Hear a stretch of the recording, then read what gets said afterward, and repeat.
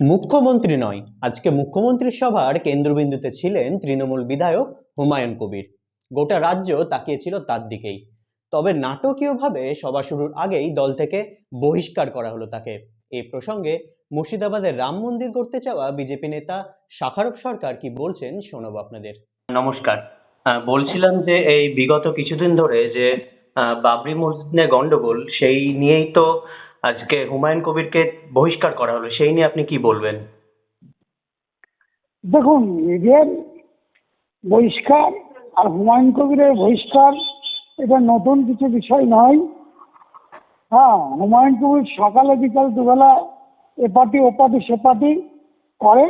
আমি এদের এই সাসপেন্ড নিয়ে আপনাদের মিডিয়ারা খুব তদ্বির হতে পারেন, আপনাদের ইন্টারেস্ট থাকতে পারে, কিন্তু আমার রাজনীতি আমি অন্তপক্ষে এটার কোনো গুরুত্ব দিই না। তো এটা সম্পূর্ণ প্রি প্ল্যান, এটা মোটামুটি গেম, এটা তো অস্বীকার করার জায়গা নাই। গতবার তৃণমূল কংগ্রেস তার কিছু স্থায়ীকে বিজেপিকে পাঠিয়েছিলেন, সব্যসাচী দত্তের মতো অনেকে। এবার তিনি নতুন একটা ছক কষলেন।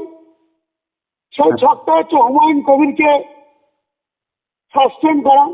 মানুষ দেখছে সাসপেন্ড হয়ে গেল, কিন্তু মাথায় রাখতে হবে সাসপেন্ড করবার আগে তাকে শোকজ করতে হয়।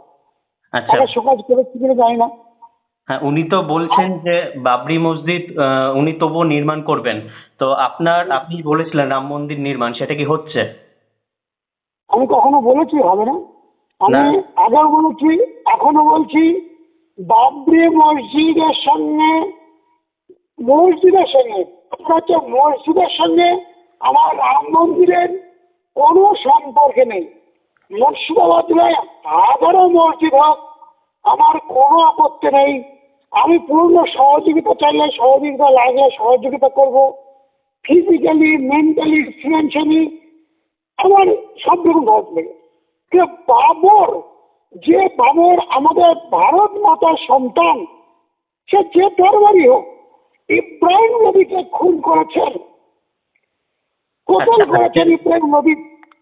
সেই খুনিকে, অর্থাৎ অভারতীয়কে, আসাম থেকে আসা বাবরকে আমরা অন্তপক্ষে মেনে নিতে পারি না। বাবর একটা অত্যাচারিত সম্রাট ছিল। হোক না এখানে রেজাউল করিম মসজিদ হোক, আবুল কালাম মসজিদ হোক, আমাদের কোনো আপত্তি নেই। হুমায়ুন কবির তার নিজের নামে করুক, তার বাবার নামে করুক, তাতে কোনো আমাদের আপত্তি নেই। কিন্তু বাবরি মসজিদে আমাদের আপত্তি ছিল। আর বাবরি মসজিদ হলে এই মুর্শিদাবাদের রাম মন্দির হবে হবে আচ্ছা, আজকে হবে। আজকের সভায় মুখ্যমন্ত্রী একটু ইঙ্গিত দিয়েছেন যে হুমায়ুন কবিরের নাকি বিজেপির সাথে কোনো যোগাযোগ ছিল। সেই নিয়ে আপনি কিছু বলতে চান? তার সাথে মুখ্যমন্ত্রী আজকে নিজের সভায় ইঙ্গিত দিয়েছেন যে হুমায়ুন কবিরের বিজেপির সাথে কোনো যোগাযোগ ছিল। এটা নিয়ে আপনি কি বলবেন?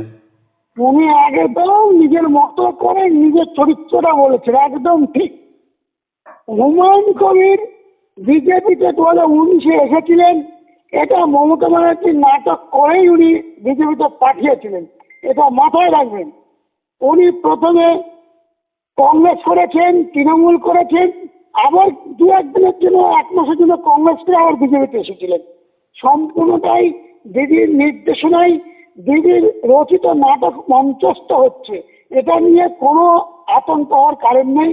দিদি বলতে পেরেছিলেন যে পশ্চিম বাংলায় আমার হিন্দু কিছু ভোট সংখ্যা কমতে চলেছে, যেটা লোকসভাতে দেখেছে যে মুর্শিদাবাদের মতো জায়গায়, বহরমপুরের মতো জায়গায়, বহরমপুর লোকসভাতে বিজেপি 4.5 লক্ষ ভোট পেয়েছে, এটা মাথায় রাখবেন। আর এই 4.5 লক্ষ তো 3,74,667, এই ভোটটা কারা দিয়েছেন সেটা নিশ্চয় আপনি আমার ভাগ্য সবাই জানেন। অসংখ্য ধন্যবাদ শাখারুখ বাবু। আমার এক মিনিট, মুর্শিদাবাদ লোকসভায় আমরা 3 লক্ষ গেলে ভোট পেয়েছি, 2 লক্ষ, ওখানে 2,86,000 সামথিং ভোট আমরা পেয়েছি। স্বাভাবিক কারণে মুর্শিদাবাদের মেরুকরণটা অন্যদিকে চলছিল। কিছুদিন আগে, মাস 4 আগে, হরগোবিন্দ দাস এবং চন্দন দাস, অর্থাৎ শামসেরগঞ্জ যেটা ঘটেছে, তাম বাংলাতে তার প্রভাব পড়েছে, যে আবার কি ওপার বাংলা থেকে এপার বাংলা এসছে, মুর্শিদাবাদের জঙ্গিপুর শামসারগঞ্জ থেকে মালদা পালাতে হয়েছে, আবার অন্য জায়গায় পালাতে হবে কিনা, এইটা মানুষের মধ্যে সেট আপ হয়ে গেছে। সেই কারণে দিদি এটা নাটক করে হুমায়ুন কবিরকে সাসপেন্ড করে বার্তা দিলেন যে আমি কঠোর, কিন্তু যাত্রার অভিনয় করতে গিয়ে অসুরের ভূমিকা করতে গিয়ে দেখা গেল অসুরের ওই গোপটা তার নাটকের মঞ্চস্থ হতে খুলে গেছে। চিন্তার কোনো কারণে দিদি এটা পুরো নাটক। আচ্ছা, অসংখ্য ধন্যবাদ শেখর বাবু, আপনাকে আমাদের সঙ্গে সময় দেওয়ার জন্য অসংখ্য ধন্যবাদ। ধন্যবাদ ধন্যবাদ।